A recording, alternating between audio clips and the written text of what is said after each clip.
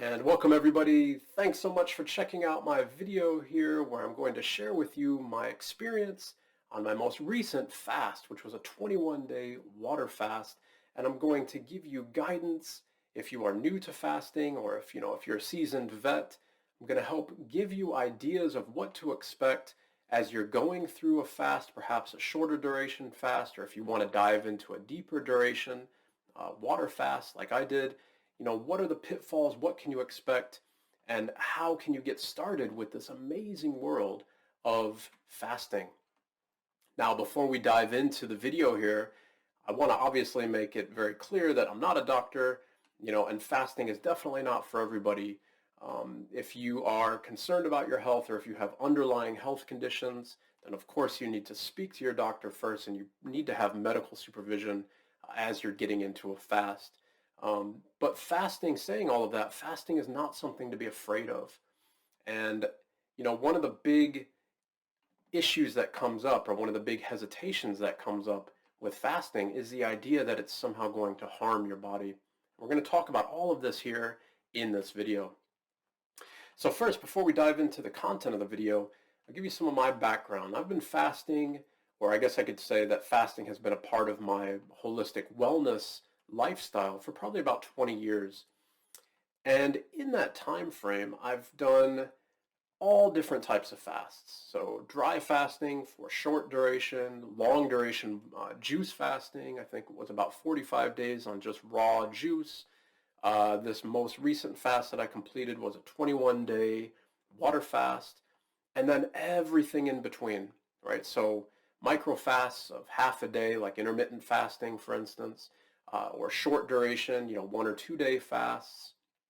And all of those different lengths and styles of fasts have allowed an understanding of how fasting works, or it's given me at least a good feedback mechanism with the body to understand how my body and my mind respond to fasting.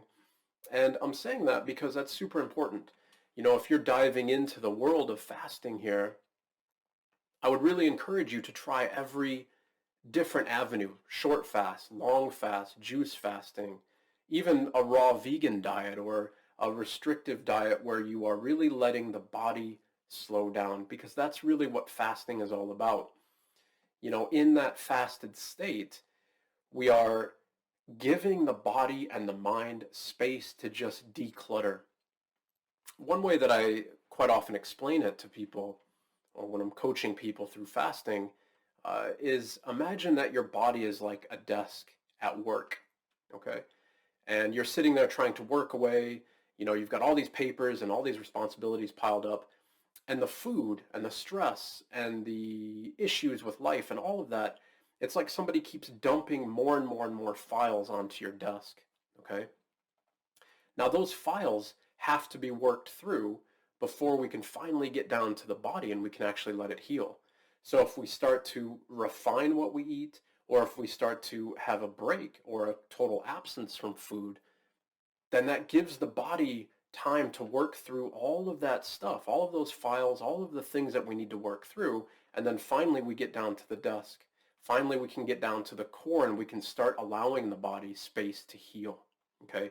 And so that's really the beauty of fasting, is that it gives the body and the mind that space to really just dive into itself and start repairing.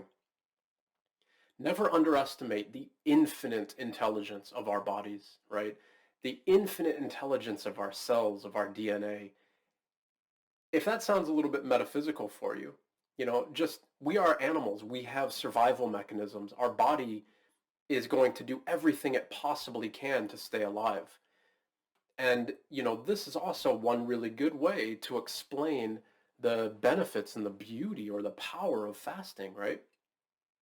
If we're putting our body into a stressed state where it's not receiving nourishment, one way to think about what happens during fasting is our body has to become more efficient, right? Because we're putting that stress onto the body, onto the organs of lack of nourishment. And by being in that state, everything has to run as efficiently as possible because there's no nutrition, there's no nourishment coming in, right? So everything has to clean out. And indeed, that's what happens. Okay, and so we're going to dive into that here in this video. Now, getting into the idea of fasting and for how long, okay, so touching on that initially at the start of this video, the duration of your fast should really be, up to you, right? Listen to your mind, listen to your body, listen to I guess, kind of the way that it feels. Now, if you're new to fasting, that might be a little bit too abstract. So I'd really encourage you to start small, maybe just 1 day or 2 days as you dive into it. And if you're finding that going 1 or 2 days without food is difficult and you're eating a standard diet, in particular a diet that is, with carbs and sugar and things like this, then a super easy way to ramp into fasting is to go initially onto a ketogenic diet, okay? Now this is where you abstain from eating any carbs, or maybe it's about 20 to 30 grams of carbs per day. And the idea here starts to tap into the need, or not the need to fast, but it starts to tap into the biological mechanisms of what happens when we fast, okay? So as soon as you start to pull sugar out of the body and you start to restrict the consumption of sugar and carbohydrates, then your body starts to rapidly use up the stored sugars that we have. So in the liver, muscle tissues, and where else we have the sugar, our body starts to burn through that. Now, as soon as the sugar levels and the glucose levels in the liver in particular have become depleted, our body starts producing what are called ketone bodies, and those are produced in the liver. And there's so much information in particular on YouTube. I'll put a link in the description of the video here to some great videos to get you into the idea of keto and ketosis and what happens. For the sake of this video, just understand that when we get into that state of ketosis, it's when the body switches over from burning sugar for fuel to burning fat for fuel, okay? And that is a super important switch. Now, sugar is burnt so quickly, right? And this is why we have those highs and lows with our sugar crashes and everything. It's thrown into that fire of our digestion. We're burning through it so quickly, whereas fat is slower to burn. It's got more caloric density in many ways.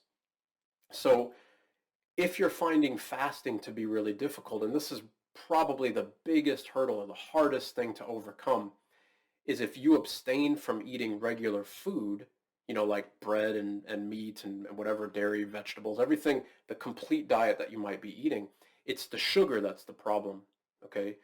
As soon as you start to deplete that sugar, that's when we get hangry, right? When you get super hungry and you start to get angry because your body starts to really fight for more sugar. You're really craving that sugar. This is like a double whammy for fasting, and I think this is the biggest pitfall that I see with anybody that's diving into the world of fasting, is that when they get to that state where the sugar levels are finally depleting and you start to move over into ketosis, where your body can then start burning fuel and everything, burning fat for fuel, excuse me, there's a switch that happens. And this is when people really struggle to stay with it. This is, like I was saying, a double whammy because you're not eating, right? If you allow the body to transition into keto first with a keto diet, and you transition into that state of ketosis by cutting out the carbs but still eating super healthy keto, good cruciferous vegetables like broccoli, Brussels sprouts, kale, cabbage, salads, eggs, avocados, meats, fats, these types of things. If you're pulling that nutrition in for about 3 or 4 days prior to you starting a fast, your body's going to ease into the state of ketosis. And see, here's the key. This is the switch. When you're in ketosis, your body starts burning fat, right? And so it's using that fat as a source of nourishment and fuel to keep moving. So you see, if you have fat reserves, like the vast majority of us do, if you're already in a state of ketosis, then there's not going to be that crash when you switch into your fasted state, when you just stop eating. So, first and foremost, my biggest piece of advice, if it's new to you, start by going into ketosis, following a keto diet for about 4 days, and then allow the body to start into a fasted state. Now, if there's any fasting veterans here, you're going to be very familiar with that crash and the difficult nature of, the first couple days. Some days, sometimes for sure, it's harder than others, but still, we're all going to be familiar with the hurdle of getting into that state of ketosis. If this is a familiar path for you, then by all means, just start right into the fast. Quite often, that's what I do. However, if I just go right into a fasted state, if one day I just wake up and I stop eating, absolutely my failure rate on those fasts is going to be higher because it's a lot more difficult, okay? If I know that I'm going to do a long duration fast, then I'm going to dive into that by starting off with a ketogenic diet for a few days and transitioning into the fast, all right? So then again, the idea of how long are you going to fast, let your body be the guide, okay? Let your body guide you and talk with you about how far you're going to go into that fast. And don't beat yourself up if you don't make a date, okay? If you set off to do a 7-day fast and you really feel you can't do it, you're getting to 5 days and it's becoming really difficult to stay on that fast, then quit the fast. This is not a competition. You're not fighting against anything. You're not looking for some arbitrary date on the calendar. While there is a benefit to that, there's also psychological or physical drawbacks to trying to push towards an arbitrary date. Now, as you set out to determine the duration of the fast, if you're able to get to that arbitrary date, there's a huge benefit to that in the sense of mental willpower. One of the huge, huge benefits of fasting is that it almost forces our mind into submission. It forces our attachment to food, to cravings, to want, to desires. It forces all of those things to quiet, okay? So this is the benefit of an arbitrary date in fasting. However, the drawback to that is if you're fighting against something, if you're fighting like, wow, it's day 5 and every minute of the day, I just can't wait to end this fast. Fight, fight, fight, fight, fight. I'm not saying just completely abandon the fast here, but what I am saying is listen to the body. If it becomes unbearable, then let go, okay? And just resume eating slowly, resume eating, with purpose and with a mindset that I'm going to discuss here later in this video. Now, like I said, for me, I've been fasting 20 odd years now in my life, and the majority of those times I don't meet some arbitrary date. It's great to have an idea of like, I'm going to do 5 days, 7 days, 12 days, or 21 days, whatever, but the majority of those fasts, I don't meet it. We don't know the mechanisms in the body that are healing, and this might be a little bit more metaphysical, but when we're in that fasted state, all of these things, memories, traumas, pains, all of these things start to come to the surface. And I think that's a really important point here to note. When you're diving into a fast, you're opening the door to all of the things that we've stored away, all of the things that we're holding down in our bodies. Now, again, if that seems too metaphysical, let me explain it like this.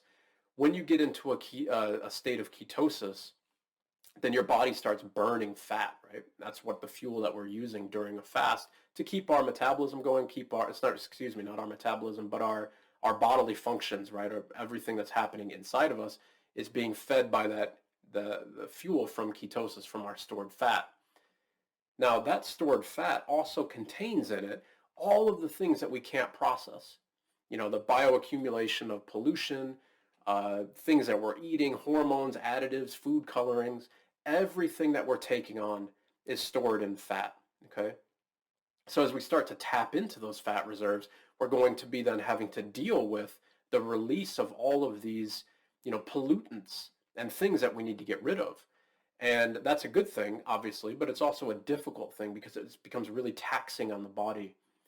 So if the idea of diving into, kind of the metaphysical ideas of letting go of past traumas and things that you need to heal emotionally and all that, think about it in that way with fat, that as we dive into everything that we've been holding on to, our bodies are going to potentially struggle to keep up with all of this, and it's going to be difficult, right? So sometimes it's too much. Sometimes we've just hit the wall, and sometimes we just need to, cease the fast and do so with kindness and with gratitude, not with like, oh my God, I can't believe I didn't make this arbitrary date that I set on the calendar or whatever. That's just creating more resistance, right? Be proud of the fact that you are able to just do a fast. I mean, if you can sit without food or nourishment for 2, 3, 4, 5 days or whatever it may be, you've already done way more than the vast majority of people on this planet, okay? So if you need to rejoice in anything, just rejoice in the idea that you are able to just sit and fast. That's awesome as it is, okay? So gauge your duration of your fast by the inner dialogue, okay? And just know that the longer that you go with the fast, the deeper the healing, the more you're able to repair, the more the body is able to get into that quiet state, okay? Now, the next thing I want to talk about is a further transition during fasting and how we actually heal. One of the beauties of fasting is this transition from sugar to ketosis, okay? And when we're in that state of ketosis, our body is recycling, it's burning through our stored reserves. Now there's a further state of self-cleansing or healing that comes into play here, which is called autophagy. And this is when your body starts to literally recycle itself, okay? Now remember earlier when I was saying in the video that we are diving into stressors, like by fasting, we're putting the body into a stress state. And that infinite intelligence of the body, or to put it another way, the ability to just stay alive, or the desire to just stay alive in all circumstances, demands that our body becomes more efficient. And so part of this metabolism that's going on during a fasted state is what's called autophagy. And again, there's many, many good videos on this on YouTube, so I'll put some links in the description below.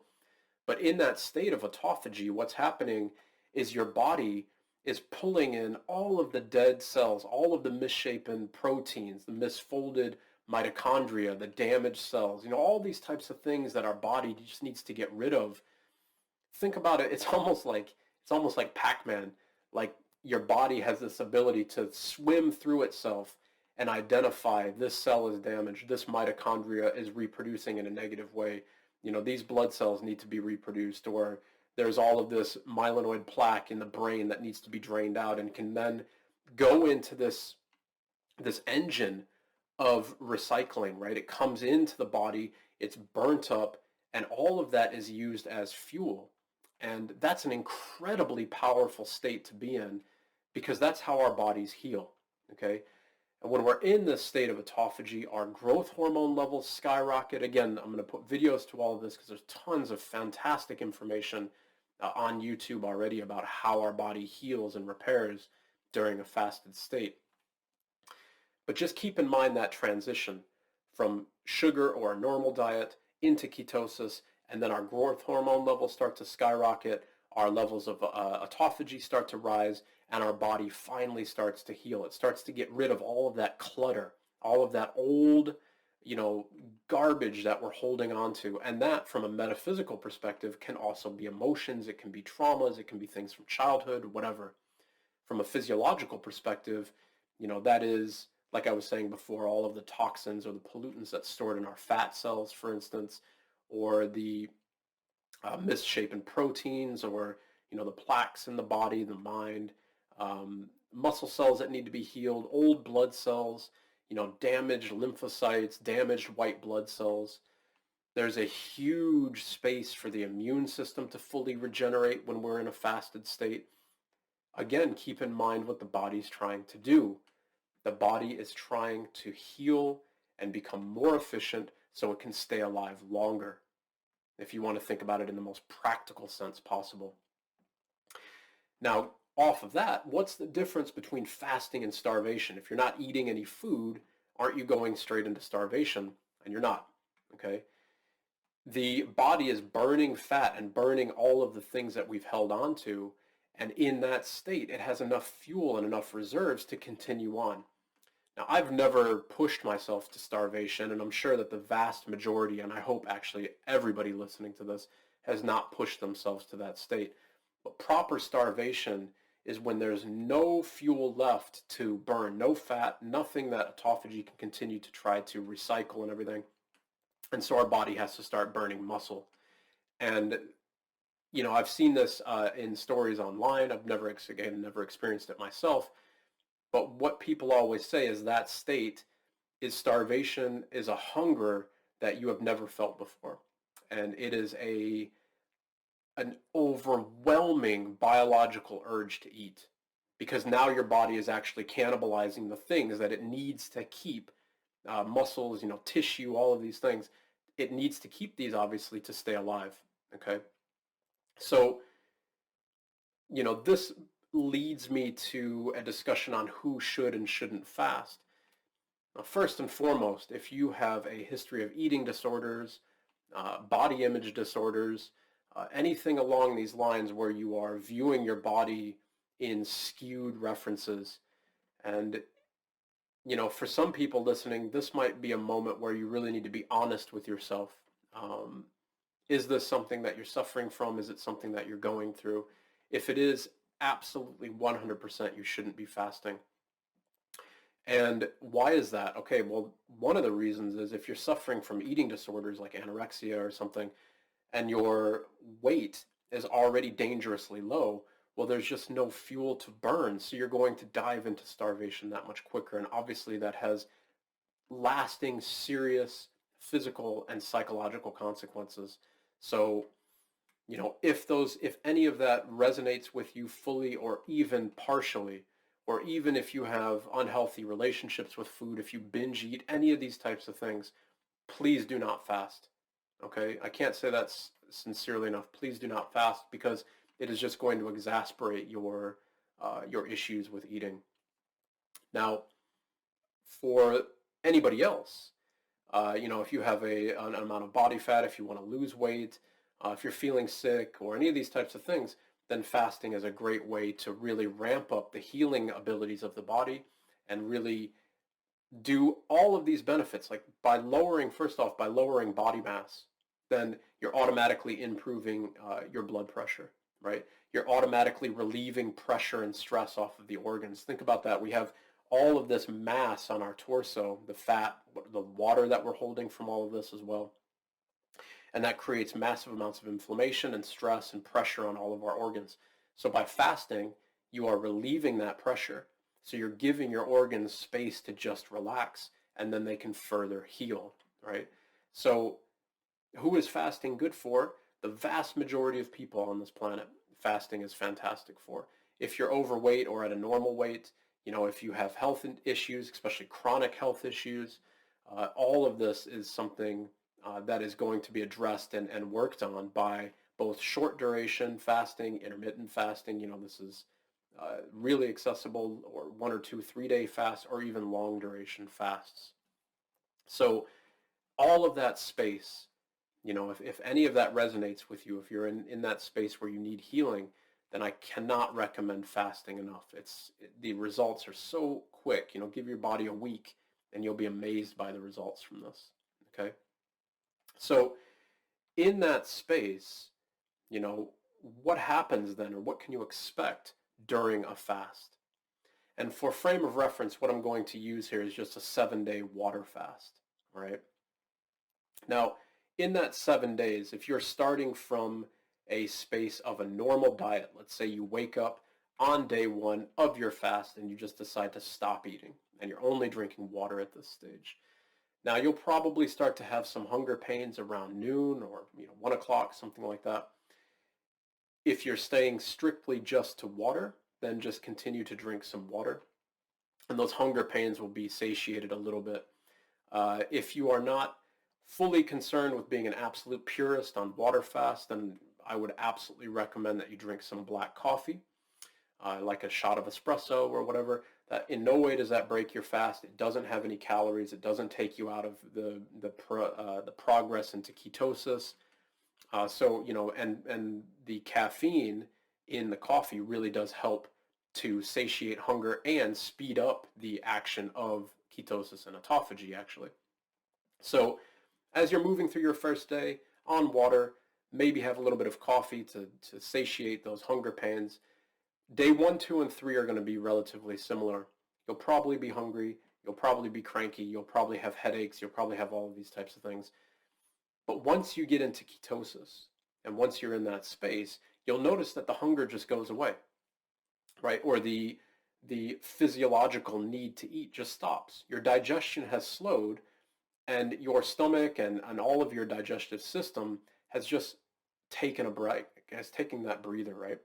And now the liver is producing enough ketone bodies, and it's burning those fat reserves, so you have enough fuel to now progress through your fast.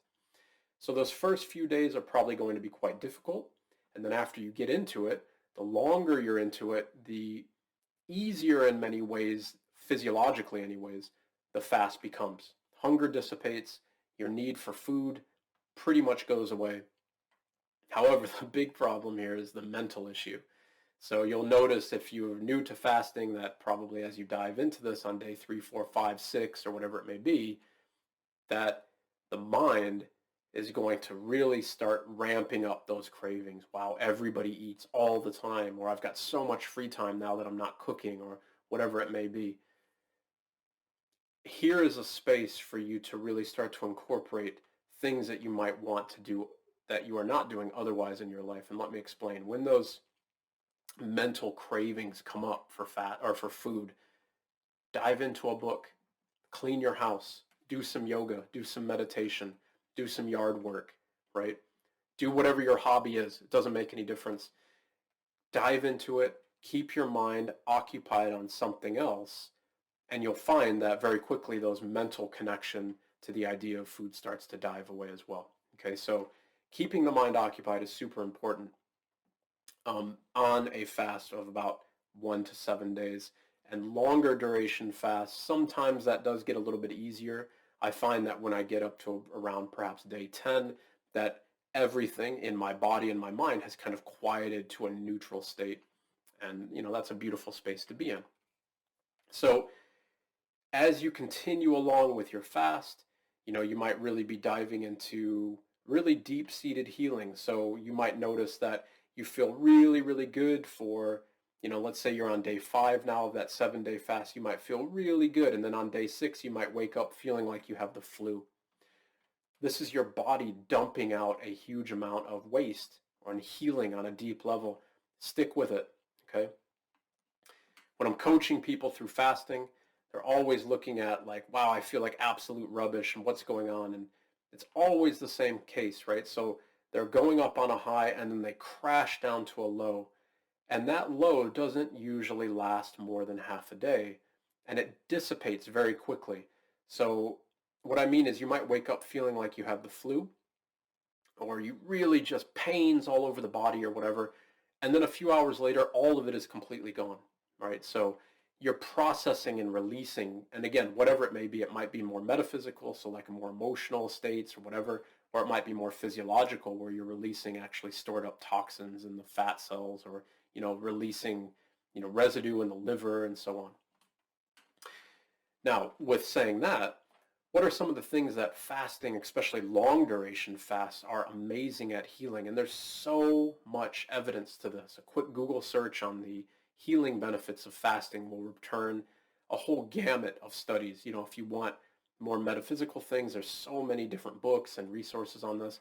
If you're more scientific and logical, there's published papers, peer-reviewed published papers on the impact of fasting on health and wellness. So what are some of the things that you can expect from a long duration fast from a healing perspective? Well, first and foremost, you're going to lose weight, okay? And that is all person specific. Of course, if you have more fat, more water, all of these types of things, then you are going to lose, or those results are going to be more pronounced than somebody who is holding on to less water or less fat reserves and so on. Now, with that comes a whole slew of health benefits.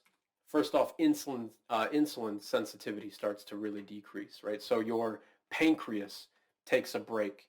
Your blood sugar levels are able to return to normal. And again, there's lots of papers out there that are published about the effect of fasting on diabetics. Now, if you are diabetic and you're diving into fasting to help heal your body and heal yourself from diabetes, this is something that needs to be followed by a doctor. because you need to make sure that your insulin levels are stable. But the longer you fast, the more stable your insulin levels will naturally become unless your pancreas is completely shut down, okay? So your response to insulin will start to stabilize, okay? Your blood pressure will drop. Cortisol levels in the body will start to normalize. All of that is starting to cultivate a space where the body can finally rest and return to its balanced state, right? Another amazing benefit of fasting is on the digestive system. If you suffer from IBS, for instance, or any type of bowel issues, Crohn's disease or inflammatory bowel disorders, anything here, the longer the duration of fasting, the more your bowel has time to just clean, balance, and heal. Okay, and that's super important. So if this resonates with anybody who's had IBS, diarrhea dominant IBS, constipation dominant IBS, any inflammatory bowel issues or whatever, the longer you can stay in a fasted state, then the less taxation is on the colon itself, so it can finally start to heal. Those inflammation levels and those inflammatory responses in the colon will finally settle down, and the lining of the colon will finally have time to heal itself. Now, this is something that I'm super passionate about here with fasting as well, is giving all of these organs that space to just heal and relax. I'm saying that here because you might actually be able to feel it. If you have non-alcoholic fatty liver, right? Imagine what happens. Your liver itself is now producing ketones, and remember, the ketogenic bodies that we're producing burn fat. You have non-alcoholic fatty liver disease, then those ketogenic bodies are going to burn the fat in the liver. So what I'm saying, when it's amazing that you can actually start to feel this or witness it, you might notice on the right side of the body where the liver is, that all of that area just starts to shrink. If you're a guy, if you have that belly that hangs over the waistline, this is an indication that there's buildup of fat deposits in the liver. You'll notice that starts to recede very quickly, okay? Going back to the inflammatory bowel issues, if you have bowel disturbances, you'll notice that those start to settle down very quickly. You'd stop having bowel movements after about 2 or 3 days. But then one thing that's really interesting is that on long duration fasts, out of nowhere, day 7, day 15, day 20, whatever it may be, you might have to have a huge bowel movement. Well, where's all this coming from? It's everything that the body's letting go of. It's everything that we need to release, right? And what I'd really encourage everybody to do, but in particular if you're trying to heal your gut during a long duration fast or even a shorter fast, is to use colonics. Go to a center and have a colonic, or do it yourself at home with enemas or, a colonic bag or whatever. Don't be shy. It's nothing to be embarrassed about. If you have a religious practice, this is even discussed in the Bible, to wash out the colon on a fast. And why are we doing that? Because the colon needs to heal. It can't heal with all of this sludge and junk that's just caked up in it. So by first off eliminating the inflow of food and pollutants and all of this, and then also washing the mechanisms out so the release of whatever we're holding on to becomes more efficient, that just dramatically increases the amount of healing that we go through during a fast. And also, if you're finding that you're having these healing crises, like I was talking about before, you wake up, you feel like you've got the flu or whatever it may be, or also if your mind is playing tricks on you and it's really difficult and you're really struggling with your fast, go in, have a colonic, wash your guts out, and you'll feel the difference because you're getting rid of all of that stuff, all of that junk. Again, don't be shy here. Don't be silly about it. This is your healing. That's why you're doing a fast. So dive into it. It's nothing to be embarrassed about or ashamed of or anything like that. The more we can get all of this junk out of the body, and remember how I started this video with that reference and that metaphor to the desk, the more we can just wipe off all of the junk, the papers, the things we need to get rid of on top of that desk, then we can get down to the actual fundamentals, the physiological and emotional fundamentals of our body, and allow those to start to find rest and balance, and they can start to heal. Another amazing aspect of fasting is, remember, we're taking away sugar, okay? So we're taking away that instantaneous fuel source.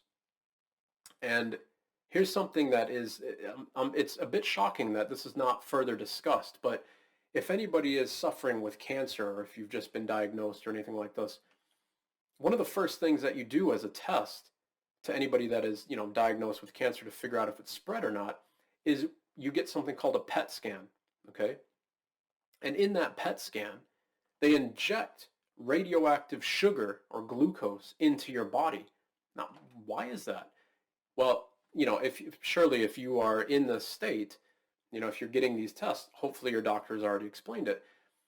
The reason they do this is because cancer cells and tumors consume sugar at an astronomically disproportionate rate compared to regular normal cells in the body. I think it's something like 5 to 10 times the amount of sugar. And not only do they consume that as a primary fuel source, but they uptake it super quickly as well, okay? So if you get a PET scan, you get that injection into the body, 30, 40, 50 minutes later, then your body is scanned, and it's looking where this radioactive sugar has been more absorbed in the body, and that is an indication of a tumor cell. Okay, well, what's going on here? Sugar into the cells, and the cancer cells are feeding off of that sugar disproportionately, so cut out the sugar, right? And fasting allows us to do that. If you cut out that sugar, then, and again, there's so many papers on this, but if you cut out the sugar, you're cutting off the main fuel source of a majority of tumors, right? And then what happens to the cells themselves? These tumor cells, they start to shrink or they start to become damaged. Remember, cancer and tumors are nothing more than defunct cells of the body. This is why the body's not able to distinguish them as invaders and take care of them, because it's the same genetic material, it's the same makeup, it's just a skewed DNA version of our own cells and a skewed mitochondria and all these different types of things. So we cut off the fuel supply to these cells, and they start to shrink. They start to become damaged, right? Compound that now with autophagy. Remember, what's happening in autophagy is that our body is looking for damaged cells to kill, to recycle, to rip apart, and use as ever we can for fuel sources. So cut off the fuel supply to the cell, to the tumor. It starts to shrink, it starts to die, it starts to become damaged, and then it's easier for our bodies to cannibalize these cells via autophagy. Compound that yet even further if you're on chemotherapy by damaging the tumor without the inflow of its natural food source. The cell wall around the tumors become weaker. And the cell wall itself then allows more of the chemotherapy drug to hit those cells, which further destroys the tumor cells. Now remember, this is an amazing aspect of fasting. In that fasted state, we're still in autophagy. So the body is trying to kill what doesn't belong, cannibalize what doesn't belong, while protecting exactly what does belong. All of the healthy cells, the organs, the proper muscle tissue, all of these things that we need to stay alive. So, and again, amazing research on this that I'll put in the description below.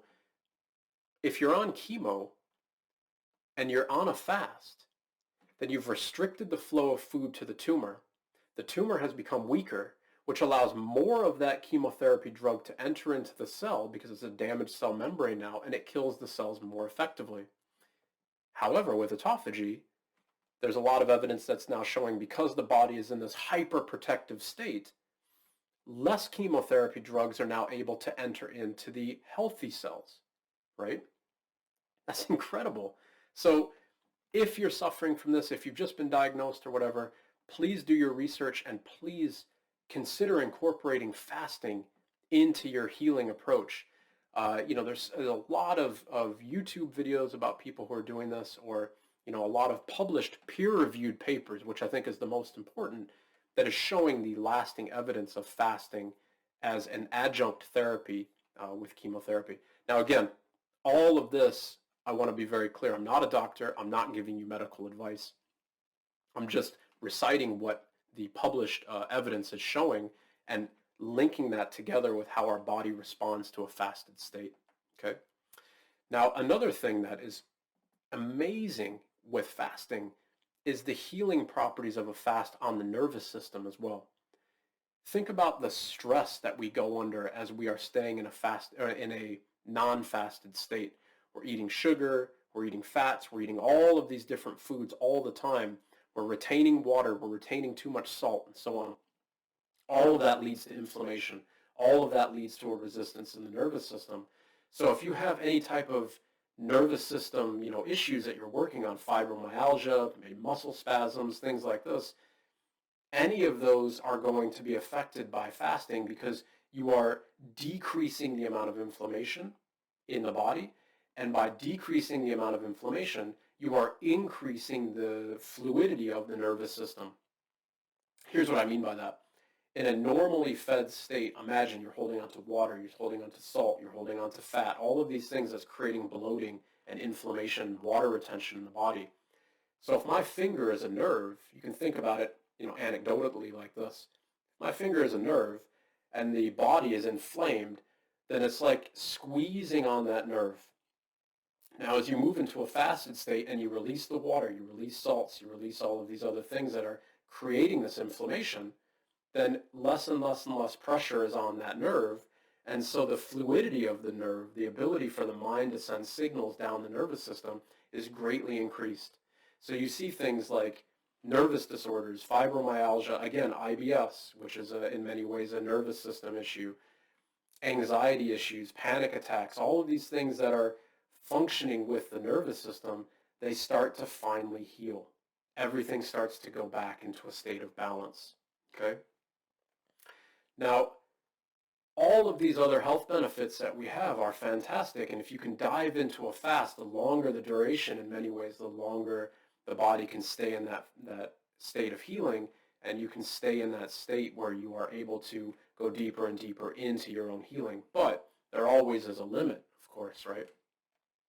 There's a lot of evidence now to suggest that autophagy peaks after days 5 or around day 5. So that doesn't mean that if you stay on a fast past day 5 that the level of healing starts to go completely away. That's not the point. But the peak of your levels of autophagy, the peak of your production of growth hormones and so on is around that time. So, a really good spot to kind of aim for might be a 5 to 7 day fast for that particular focus of that deep healing. If you have deeper issues that need to heal, like your body's under a lot of stress or you've been through a lot of, surgeries or whatever it may be, then consider a longer duration fast, okay? Now, one question that people get, or they get asked this question quite a bit is, well, what about your muscles? Isn't fasting bad for your heart and so on? If not eating was damaging your heart muscle and so on, I mean, we would die. Like, our body has that intelligence to keep our vital organs running and running more efficiently, of course, and let go of all of the waste, let go of all of the fat, let go of everything that we don't need, burn all of that first, and then, and only then, are we diving into cannibalization of the body, okay? So there's evidence, there's plenty of peer-reviewed papers on that as well, that as you start to move into a fasted state, yes, the level of protein cannibalization does rise, but then it quickly drops, okay? And I'm going to link the paper here in the description below, but in that state, the level of protein cannibalization starts to flatline. Now, of course, that doesn't mean that you're not losing some protein as you stay with your fat cannibalization via ketosis on a long duration fast. And you might start to notice that your muscles are getting smaller or your body looks like it's getting weaker or whatever. There's a lot of mechanisms at play here, which I would encourage you all to really research on yourselves or on your own. But think about what's happening. You're losing water weight, okay? You're losing fat. There's fat deposits in the muscles, okay? So those are being burned away. All of these things are giving the visual interpretation that you are losing muscle mass. You're not. In many ways, of course, there's some of it being dropped, but until you reach proper starvation, then you are allowing the body to just heal and clean. And again, I'm not giving medical advice on this. I'm just reciting what is in the peer-reviewed documents on protein cannibalization during a long duration fast. Okay. Now, the quick difference between water fasting and juice fasting. Now, if you're on a water fast, purists would say just distilled water or mineral water if you have it from a clean source. Keep in mind here, though, that you need to keep some electrolytes coming into the body because you're not bringing any of that in. So mix in some good quality, unprocessed, unfiltered salts into your water. Maybe have a little tiny squeeze of lemon juice if you wish. A little squeeze is not going to break you out of ketosis. This is not going to break the fast. But again, a purist might stay just on water and maybe some salts. Okay. The type of fasting that I usually do when I say that I'm on a water fast is it's water, maybe a little bit of lemon juice with some salt, and black coffee. Black coffee has a lot of benefits on fasting in that it increases autophagy, it increases fat metabolism, and so on. So I really do incorporate that quite heavily into my fasts. If that resonates with you, then by all means do that. If you want to stay with the purest state of a water fast, then by all means just stay with water. Make sure your electrolytes are being consumed in some way. Okay. Now, what is a juice fast? Juice fasting is where you are consuming raw juice. So that's raw, unprocessed, uncooked juice. That does not mean, by any means whatsoever, that does not mean that you are buying anything in a bottle. You should be producing this juice yourself or getting it from a place where you can see them making it fresh, right?